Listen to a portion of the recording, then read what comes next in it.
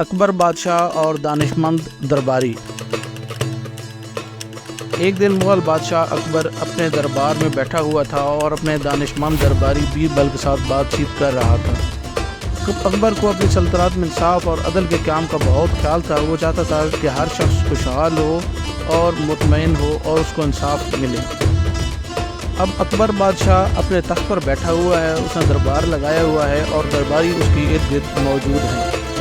اب وہ بیربل سے کہتا ہے کہ کیا بیربل تمہیں لگتا ہے کہ میری رعایا خوشحال ہے؟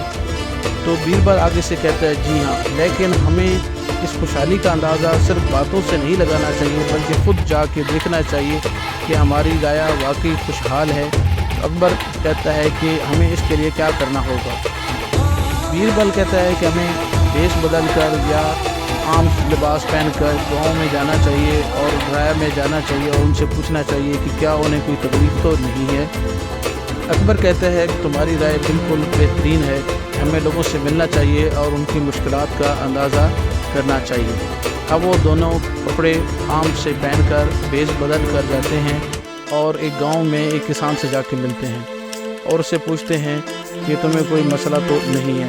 تو وہ کہتا ہے کہ حضور ہماری زندگی بہت مشکل ہے، بارش نہیں ہوتی اور ہماری فصلیں برباد ہو رہی ہیں۔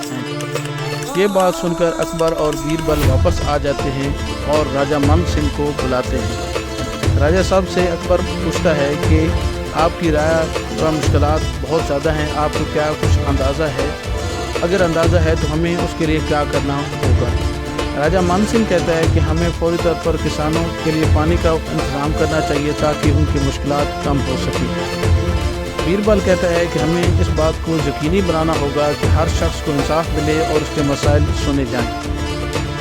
اب اکبر بادشاہ تقریر کرتا ہے اور کہتا ہے کہ آج ہم نے سیکھا کہ خوشحالی ہمیں صرف یہاں بیٹھ کر محل میں اس کا اندازہ نہیں ہو سکتا، ہمیں عام لوگوں میں جا کر ان کے حالات دیکھ کر ہمیں معلوم ہو سکتا ہے کہ اصل صورتحال کیا ہے، کہ لوگوں کو خوشحال ہیں کہ نہیں ہیں۔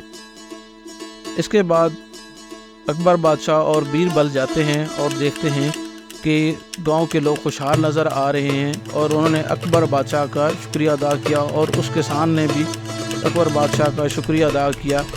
اور اکبر بادشاہ نے بیربل سے کہا کہ تمہاری دانشمندی کی وجہ سے آج کتنے لوگ جو ہیں وہ خوشحال ہیں۔ تو اس نے کہا بیربل نے کہ حضور یہ تو میرا فرض تھا۔